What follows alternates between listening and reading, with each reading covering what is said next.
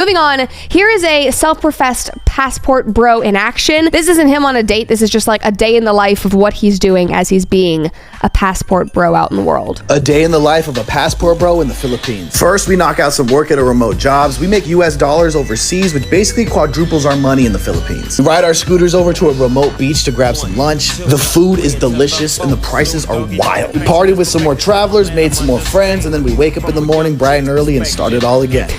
And bright and early, when they're already working their remote jobs, they're already drinking. I mean, aside from the women and the relationship stuff, the food that this guy is eating, his lifestyle, it all looks living the dream of many American men, I'm sure. But then here he is on a date. I think this woman is Thai. Okay, so we did meet in Thailand and ended up going to a music festival together. How many inches are those? How many inches is that? I know TikTok goes crazy about ladyboys, but no, she's not a ladyboy. We matched on Tinder, but it is Thailand. You gotta be careful. I actually asked her that question the first time we hung out. Are you sure you're not a ladyboy?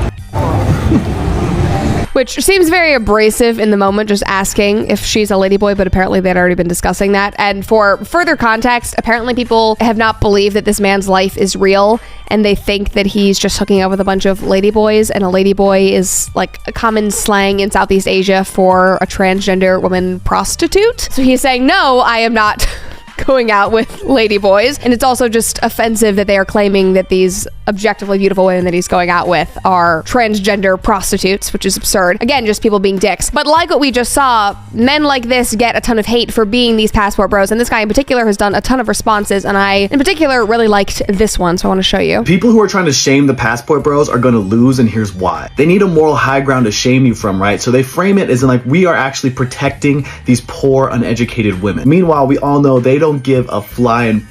I want to say we're exploiting them when there's more exploitation going on to make the iPhones they're messaging from than us taking a girl on a nice date in another country. What's great is women are actually starting to clap back from these countries, which is amazing, because basically their argument infantizes them and calls them all too poor or uneducated to make decisions themselves as grown women. Now, is it our responsibility as passport bros to change the socioeconomic status of the countries we visit? Of course not. I've got so much hate when I started my channel. People tried to cancel me. People were making outrageous claims, and I saw right through it and kept doing what I was doing, and I'm glad you all stuck with me. And if you haters are still here, thank you for all the hate. You're just boosting my comment section. I appreciate you all. I'm not stopping anytime soon. Like, that guy seems very nice and very level-headed, and everything he said was just like straight facts. Somebody said, hating for the fact that these bros are going out of their way to treat another girl that's not them nice, spoiled, and on an old-fashioned date. Somebody else said, passport bros will never be ashamed to stop exploring their option. Let's all fly out.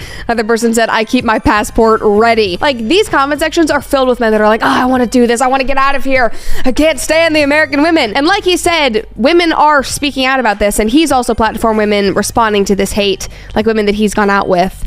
This is one really good one. The Philippines, Thailand, like women that can speak very little English, women that don't have education. A lot of these women talking shit on the passport bros have never left the country. It's obvious because the Philippines is one of the countries with the highest levels of English speaking people that I've ever been to. This doesn't go to every American woman out there. This is just for those who keep on talking shit about us, okay? And if you're insecure about this, if you're threatened in some kind of way, I suggest you work on yourselves instead of talking shit about other people. So good. Who doesn't even care about you guys, who doesn't even know you exist.